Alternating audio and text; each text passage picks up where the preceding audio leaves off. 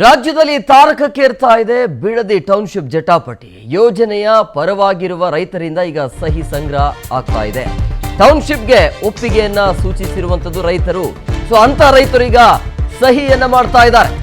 ಮತ್ತೊಂದೆಡೆ ಯೋಜನೆ ವಿರುದ್ಧವಾಗಿ ಪ್ರತಿಭಟನೆ ಮುಂದುವರಿತಾ ಇದೆ. ರೆಡ್ ಜೋನ್ ಮಾಡಿ 20 ವರ್ಷ ಆಗಿದೆ, ಬೇಗ ಯೋಜನೆಯನ್ನ ಮುಗಿಸಿ ಅಂದ್ರೆ ರೈತರು ಹೇಳ್ತಾ ಇರೋದು.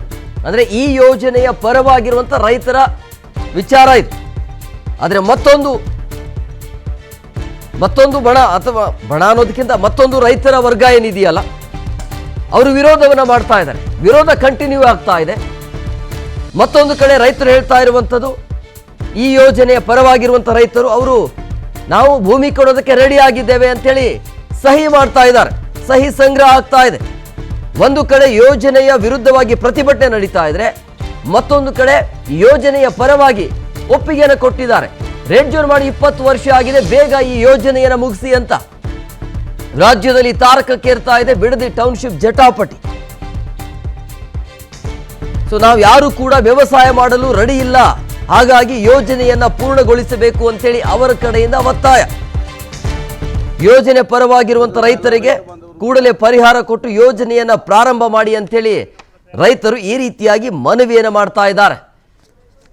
ನೋಡಬೇಕು ಈಗ ಯೋಜನೆಯ ಪರವಾಗಿ ಎಷ್ಟು ಪರ್ಸೆಂಟೇಜ್ ಜನ ಇದ್ದಾರೆ, ಯೋಜನೆಯ ವಿರುದ್ಧವಾಗಿ ಎಷ್ಟು ಜನ ಇದ್ದಾರೆ, ಆ ಆಯಾಮದ ಮುಖಾಂತರ ಅದರ ಮೇಲೆನೆ ಯೋಜನೆ ಜಾರಿಗೆ ತರಬೇಕಾ ಇಲ್ವಾ ಅನ್ನೋದ್ರ ಬಗ್ಗೆ ಗೊತ್ತಾಗುತ್ತೆ. ಕಡಿಮೆ ರೇಟ್ಗೆ ಬಹಳಷ್ಟು ರೈತರು ಕಳ್ಕೊಂಡ್ಬಿಡ್ತಾರೆ. ಅದಕ್ಕೆ ಸರ್ಕಾರನೇ ಹೊಣೆ ಆಗುವಂಥ ಕಾರ್ಯಕ್ರಮ ಅನ್ನೋದೇ. ದಯವಿಟ್ಟು ಆಗಿರ್ತಕ್ಕಂಥ ಈ ಯೋಜನೆಯನ್ನು ನಾವು ಯೋಜನೆಗೆ ಸಂಪೂರ್ಣವಾಗಿ ನಾವು ರೈತರು ಬೆಂಬಲ ಕೊಡ್ತಾ ಇದ್ದೀವಿ. ಈ ಯೋಜನೆ ಬೇಗಷ್ಟು ಆದಷ್ಟು ಬೇಗ ನಾಳೆ ಅಂದರೆ ನಾಳೆನೇ ಮುಗಿಸಿ ನಮ್ಮ ರೈತರ ಸಹಕಾರ ತೊಂದರೆ ಇರ್ತಕ್ಕಂಥ ಎಲ್ಲ ರೈತರಿಗೆ ನೀವು ಈ ಒಂದು ಯೋಜನೆ ಮೂಲಕ ಸಹಕರಿಸಿ ಯೋಜನೆ ಮಾಡಬೇಕು ಅಂತ ನಾನು ಸರ್ಕಾರಕ್ಕೆ ಮಾನ್ಯ ಮುಖ್ಯಮಂತ್ರಿಗಳಿಗೆ ಇವಾಗ ಮತ್ತಷ್ಟು ಮಾಹಿತಿ ನೀಡ್ತಾರೆ ನಮ್ಮ ಪ್ರತಿನಿಧಿ ರಾಜು ಫೋನ್ ಸಂಪರ್ಕದಲ್ಲಿದ್ದಾರೆ.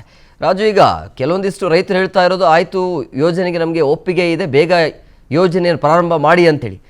ಅಂದರೆ ಎಷ್ಟರ ಮಟ್ಟಿಗೆ ಜನ ಓಕೆ ಕೊಟ್ಟಿದ್ದಾರೆ, ಎಷ್ಟರ ಮಟ್ಟಿಗೆ ಓಕೆ ಇಲ್ಲ, ಹೇಗೆ ನಡೀತಾ ಅಂದರೆ ಯಾವ ರೀತಿ ಪ್ರತಿಭಟನೆ ನಡೀತಾ ಇದೆ, ಮತ್ತು ಸ್ಥಳೀಯರು ಹೇಳ್ತಾ ಇರೋದೇನು ಅಂದರೆ ಯೋಜನೆ ಪರವಾಗಿ ಭಾಳಷ್ಟು ಜನ ಇದ್ದಾರೆ ಅಥವಾ ಇಲ್ವಾ? ಹೇಮಂತ್ ಕುಮಾರ್, ಏನು ಬಿಡದಿಯ ಟೌನ್ಶಿಪ್ ವಿಚಾರ ದಿನೇ ದಿನೇ ಅದು ತಾರಕಕ್ಕೇರ್ತಾ ಇರುವಂತದ್ದು. ಸರ್ಕಾರ ಇದೀಗ ಈ ಒಂದು ವಿಚಾರದಲ್ಲಿ ಒಂಥರ ಅಡ್ಡಕತ್ತರಲ್ಲಿ ತಗಲಾಕೊಂಡಿದೆ ಅಂತಾನೆ ಹೇಳ್ಬೋದು.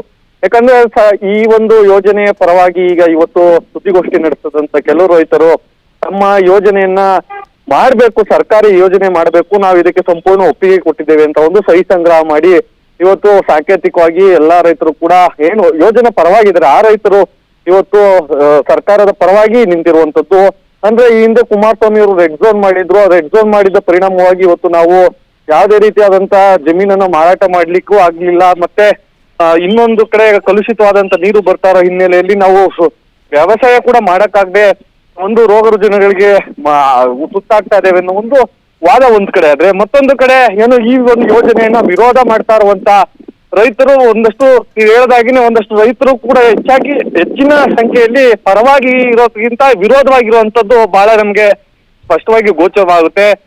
ಒಟ್ಟಾರೆಯಾಗಿ ಇವತ್ತು ಪರವಾಗಿರುವಂತ ರೈತರು ಯೋಜನೆಯನ್ನ ಮಾಡ್ಕೊಡಿ, ಮತ್ತೆ ನಮಗೆ ಯಾವ ರೀತಿಯಾದಂತ ಪರಿಹಾರ ಬರಬೇಕು ಅವೆಲ್ಲವೂ ಕೂಡ ಆದಷ್ಟು ಬೇಗ ಕೂಡಲೇ ಅದನ್ನ ಕೊಟ್ಟು ಈ ಯೋಜನೆಯನ್ನ ಪ್ರಾರಂಭ ಮಾಡಿ ಅನ್ನೋ ಒಂದು ಸರ್ಕಾರಕ್ಕೆ ಇವತ್ತು ಮನವಿ ಮಾಡಿರುವಂತದ್ದು. ಹೇಮಂತ್ ಕುಮಾರ್, ಒಟ್ಟು ವಿರೋಧ ಮಾಡ್ತಾ ಇರುವಂತ ರೈತರು ಈ ವಿಚಾರದಲ್ಲಿ ಅವರು ಏನು 480 ದಿನಗಳಾಗ್ತಾ ಬರ್ತು ಈ ಒಂದು ಯೋಜನೆಯನ್ನ ಬಿಡಬೇಕು ಅಂತ. ಈಗಾಗ್ಲೇ JDS ಈಗಾಗ್ಲೇ ಕಾನೂನಿನ ಚೌಕಟ್ಟಿನಲ್ಲಿ ಇದನ್ನ ಹೋರಾಟ ಮಾಡ್ಬೇಕು ಅನ್ನೋ ಒಂದು ಎಲ್ಲಾ ರೂಪುರೇಷೆಗಳನ್ನ ಹೋರಾಟದ ಅಂದ್ರೆ ಕಾನೂನಾತ್ಮಕವಾಗಿ ನಾವು ಏನು ಹೋರಾಟ ಮಾಡ್ಬೇಕು ಅನ್ನೋ ಒಂದು ರೂಪುರೇಷೆಗಳನ್ನ ಮಾಡಿರುವಂತದ್ದು. ಮತ್ತೊಂದು ಕಡೆ ಯೋಜನೆಯ ಪರವಾಗಿರುವಂತವರು ಸರ್ಕಾರಕ್ಕೆ ಈ ಒಂದು ಸಹಿ ಸಂಗ್ರಹ ಮಾಡಿ ಮನವಿ ಮಾಡಿರುವಂತದ್ದು. Hemant Kumar, S, okay, thank you Raju ನಿಮ್ಮೆಲ್ಲ ಡೀಟೇಲ್ಸ್ಗಾಗಿ.